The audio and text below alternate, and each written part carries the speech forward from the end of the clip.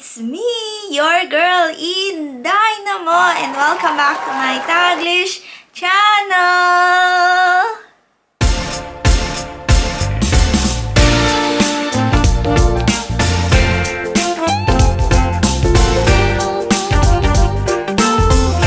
Hello guys! How are you all on either side of the universe? So guys, for today's video guys, today is the day when we are heading back to Australia sa Victoria guys. So guys, are you ready? Yeah! What are we waiting for?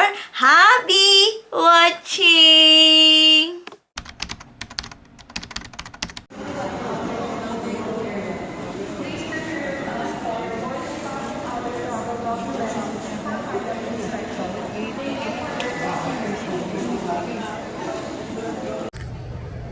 Okay guys, so we are done. We're waiting here. So yun o, haba ng pila namin o.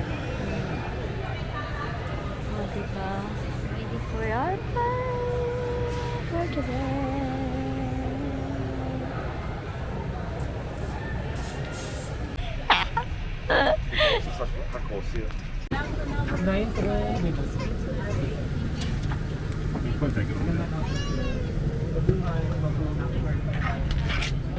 Mabuhay Universe.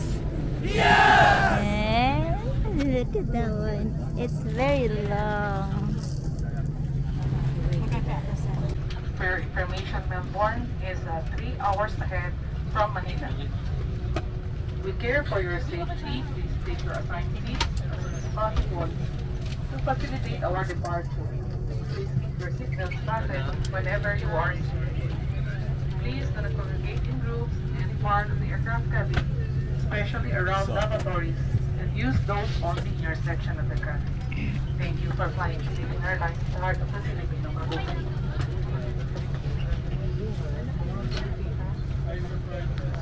Altitude of 41,000 feet. A warm welcome to Mabuhay Milers on board. Ladies and gentlemen, we will now be showing you the safety features of this aircraft, the Airbus A330 THAILAND, in accordance with Philippine Civil Aviation regulations. We will be turning off the cabin light.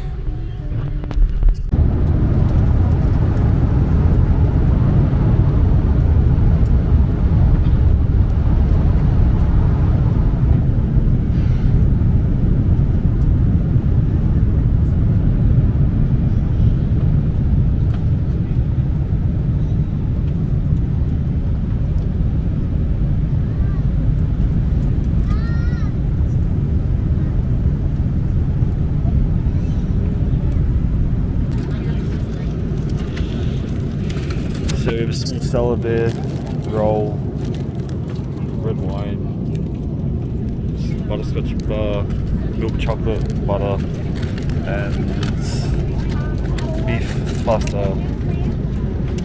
And there's InDaynaMo. Yes!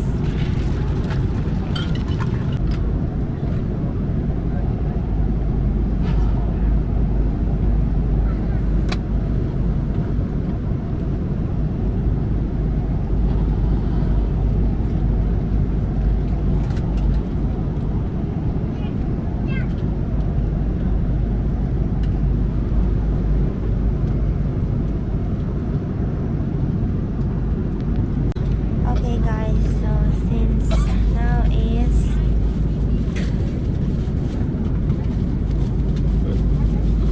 12:11. 12:11, it's 3:11 Melbourne time, so we've still got an hour and a half to go. So we have 1 hour and 28 minutes, and we have here. I have no idea. We have oatmeal, this is oatmeal cookies or something here. There we go. Choco oatmeal cookies. Pour a little bit of milk there. Yeah, no worries. Alright, there you go. There we go. Cheers, thanks a lot. Thank you. And a cookie. Like some oatmeal coffees. And I have no idea what's in here. I'm guessing it's like a breakfast burrito or something, I guess. Oh, it looks like a It's a sandwich. packet. It's like some kind of warm sandwich with chicken and cucumber. Yeah, that it is. And a coffee. So we got our coffee again with real gatas. There we got our thing again. Yes. Sugar creamer, which I guess we don't need because we got the stirrer, so yeah.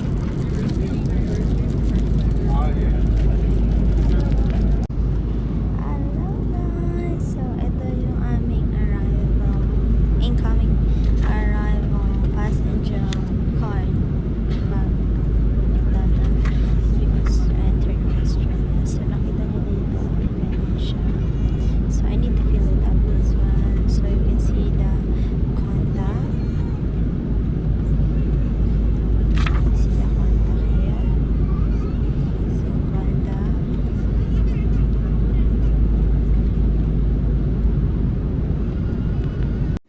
Okay guys, so you can see I have a 2 incoming passenger card of Australia guys. So when you entering Australia guys, you need to declare everything. You need to put some information, and now since we will arrive soon, the crew or the staff of the airplane will give you this kind of passenger form. So now you can see the emergency contact details. If you have family in Australia, you need to put some details, and you need to tell honest answer guys, because you will give this passenger card to the immigration officer. So you can see here there's a B, C choices, and you will be crossing out each box. So if you have migrant, permanent, visitor, temporary entry, or a Australian returning to Australia guys, how many days, what's the purpose of the visit. And then at the back you can see the details of your full name. You need to put your full name, surname, given name, passport number, the flight number or the cruise ship, and then where you intended to stay in Australia, if you have a tuberculosis, if you will stay more than 12 months in Australia, answer by yes or no.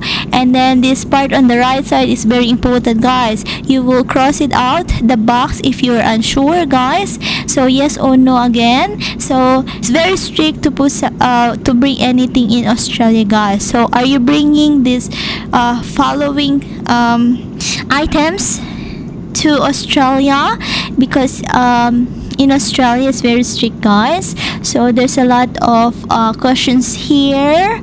If you have something products, the raw meat, the poultry, the vegetable, and if you've been in a country for more than 15 days, you need to put signature and the date when you arrive. So this is the type of questions to be answerable by yes or no, and you need to be honest when you put your details here because it is very important guys. So yeah, that's it guys. Regular temperature of 17 degrees Celsius or 60 degrees Fahrenheit. Traffic permitting, we expect to arrive Melbourne at 4:40 in the morning. We will inform you immediately should there be a change in arrival time. We hope that you enjoyed your flight with as much as we enjoyed having you on board. On behalf of Captain Mark Ramirez and the rest of the crew, thank you for flying Philippine Airlines, the heart of the Filipino. Mabuhay.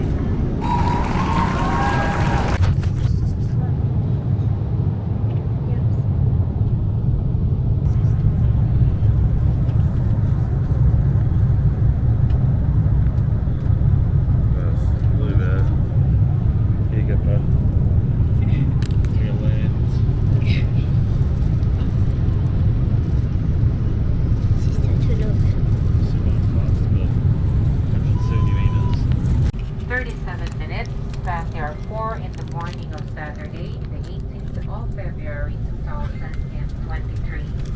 The ground temperature is recorded at 17 degrees Celsius or 62.6 degrees Fahrenheit.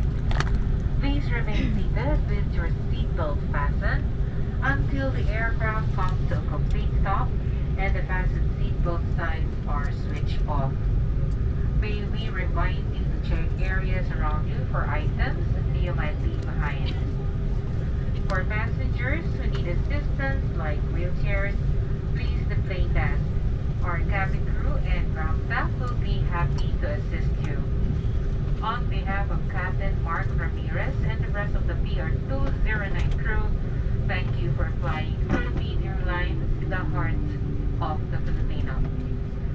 May we remind our passengers to continue to wear your face mask and observe physical distancing during this embarkation. Thank you for your cooperation.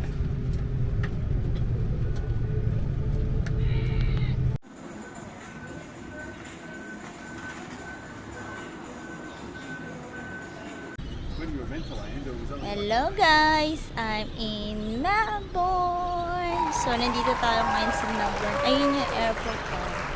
Kita niyo ba? People. So, ayun yung airport. Diba? Walang katao-tao. It's time check. It's 5:58. So, I think our flight is the first flight. So, kita niyo yung Melbourne. Tapos meron din Melbourne dito sa kanan. So we've got our 2 suitcases and a double Melbourne bag. diba?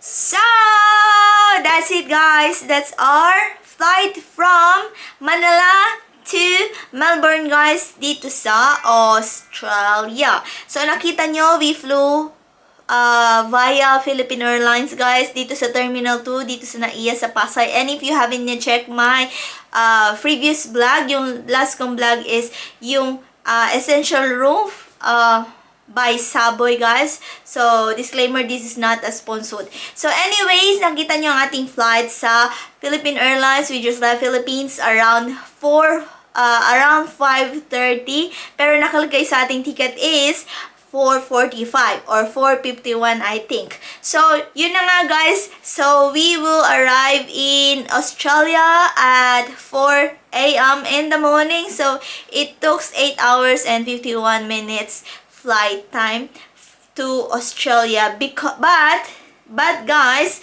because Australia is 3 hours ahead from the Philippines. So, guys, we need to add up 3 hours more doon sa 8 hours, guys. So, nakita nyo, guys, ang ating 8 hours plus 3 hours, guys, it's ahead in the Philippines. So, nakita nyo kanina, guys, ang ating flight. Nakita nyo, it's like 4 seaters and 2 on the right. So, it's a huge airplane by Philippine Airlines. Nakita nyo ang ating mga food. If you buy, of course, if you purchase the ticket, the food is included also. So, nakita nyo ang ating flight. It's a nighttime flight going to Melbourne. So, yun yung first time na nasa middle kami ni Jax. At hindi namin makita ang ating window because it's too dark. It's okay.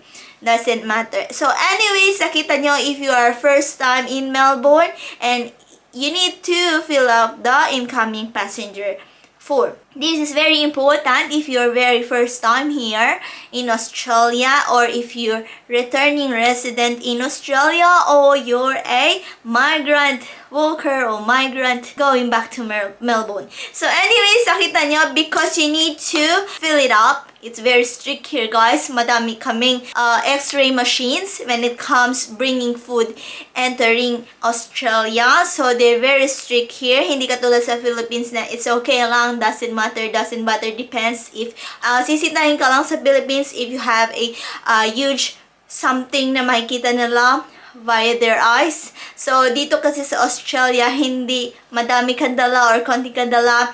You need to put in an x-ray machine. Or you need to honestly tick the box in the information incoming passenger form sheet. So, nakita nyo kanina yung ating passenger form sheet if you will be entering Australia. Ganon siya, guys.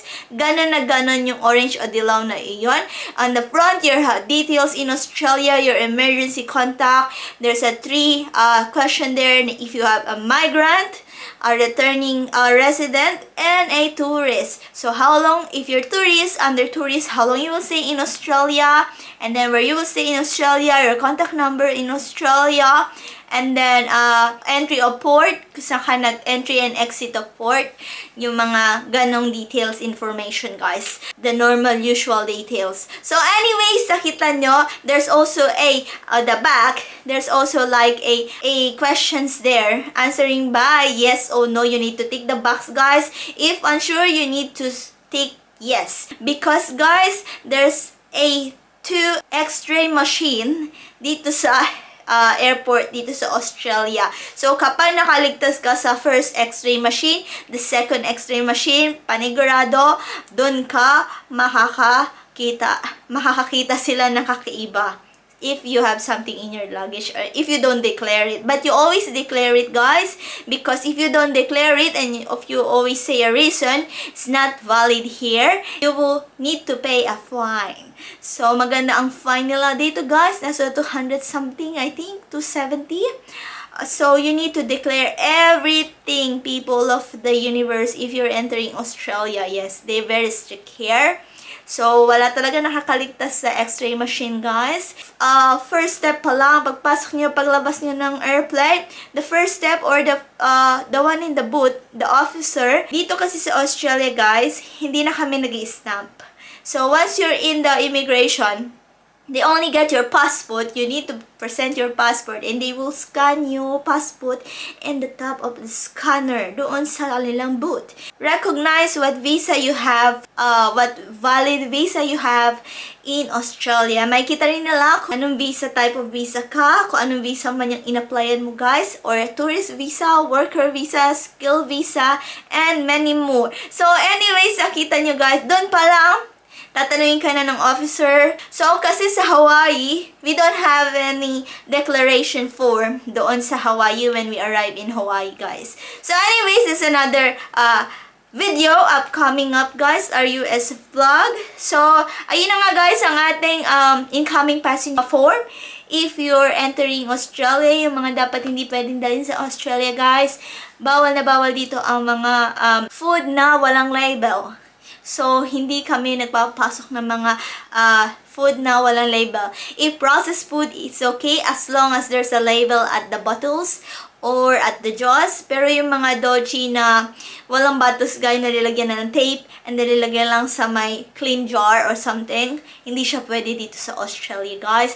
Bawal sa amin ng mga seeds, bawal sa amin ng mga pork and meat vegetable na fresh, na oyster, at seafood, guys. So, madaming bawal dito sa Australia as long as yung label niya ay hindi Cantonese or Mandarin or different language, guys. But, it's okay if the label is English. So, anyways, this is the end of our Manila Melbourne flight for today's video, guys. And we are back here for 4 days and before we heading to Hawaii. So, guys, this is the end of video for today. I hope you enjoyed watching. You learned something today. Plus, you had fun for today's video, guys. Thank you very much for watching. Thank you for supporting my videos. And mega love shout out to each wonderful, beautiful people of the universe. Thank you from the bottom of my heart. Halamus, please like if you did enjoy my video for today. And please do subscribe if you haven't yet. And don't forget to hit the bell button for you to get notified on my next video. And please comment down below if you like this video. See you on my next one. Bye bye, guys. Be good. You take care. Be safe. And mwah. Ciao la.